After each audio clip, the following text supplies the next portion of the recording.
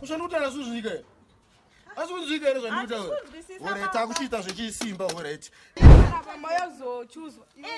Kuzodiwa, kuzotodiwa. Varume. Kutapurana nini?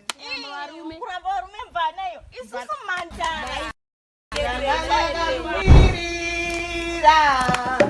Ndiwe mdiwa wangu ndanga kumirira. Ndiwe mdiwa wangu ndanga. Chiko mimrongo kona nezvokuba. Munezva munoshanda nesimba renyu.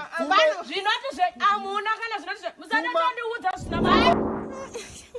Prince kana zvitomboitikana. Zvitomboitikana. Tozosvikere kuchira jena.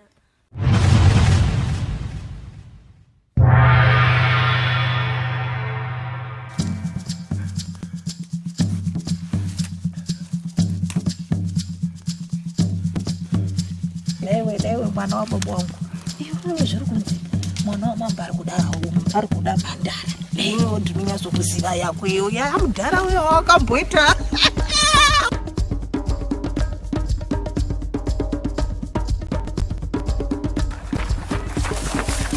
Ya azvina kumira zvakanaka iyo. Ndatinozoita gadzi wako panapa.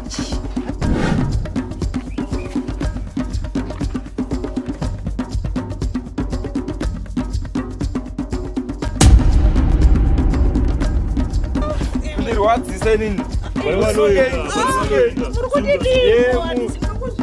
Wakundunzira chitunhu haisi ngozi ira kundunzira musha mangu.